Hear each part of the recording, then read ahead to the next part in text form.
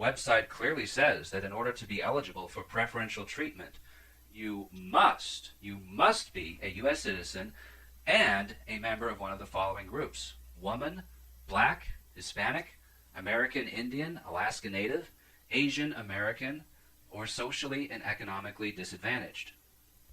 Now, if you're a woman or of a preferred race, then you're automatically eligible. But if those categories don't apply to you and you want to be eligible as a socially and economically disadvantaged person, then you are warned that that's determined on a case-by-case basis, and you must complete a proof of social and economic disadvantage questionnaire and a personal financial statement and documented proof. Now, I don't know how many white males manage to be recognized as socially and economically disadvantaged, but I suspect not many. And compliance with these rules is not voluntary for white males. If a white male tried to pass himself off as a member of a politically preferred group or organized his business in such a way as to give the false appearance that a member of a politically preferred group owned and controlled it, then that white male could go to jail. He'd go to jail for trying to trick bureaucrats into not discriminating against him. Now, there is a loophole that at least some white males could legally exploit to become eligible for preferential treatment. Under the criteria for being deemed Hispanic, you can be of Spanish or Portuguese culture or origin, regardless of race. So someone who has family lineage in Portugal can be considered a Hispanic minority. And the reason why Portuguese are deemed to be minorities who contribute to diversity is, of course, because Brazilians are minorities who contribute to diversity, and Brazil speaks Portuguese. If Brazilians spoke Italian, then Italians would be deemed Hispanic minorities who contribute to diversity. But since Brazilians don't speak Italian, Italians are regarded as non-diverse whites. Of course, I'm just going by the guidelines that Washington state bureaucrats have set forward. Now, since granting preferential treatment on the basis of group identity is considered voluntary on the part of bureaucrats, presumably their guidelines are voluntary also, meaning they could be changed at any time the bureaucrats feel like changing them.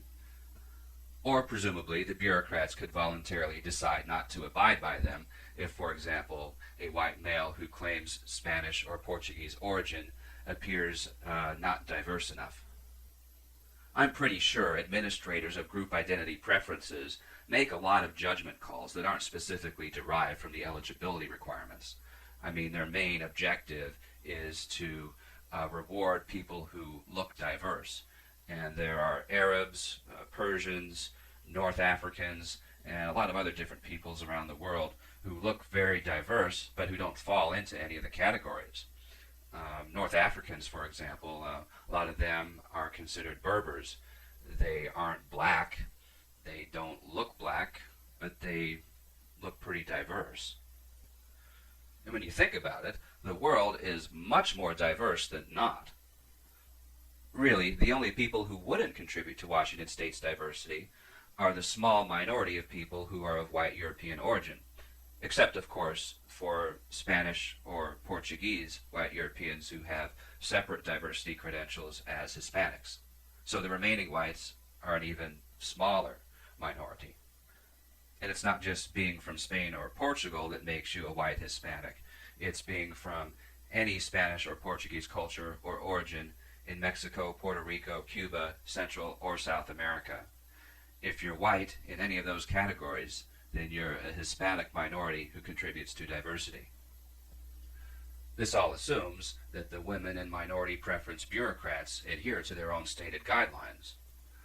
This is a flimsy assumption for a couple of reasons.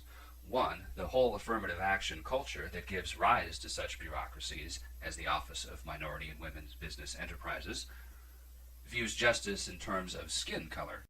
In racial Marxism, white skin is a sign of bourgeois privilege.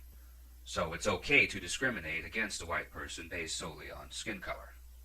And secondly, since it's voluntary for state bureaucrats whose salaries are collected involuntarily from taxpayers to bestow MWBE preferences, presumably it's also voluntary for bureaucrats to adhere to the standards that they spell out.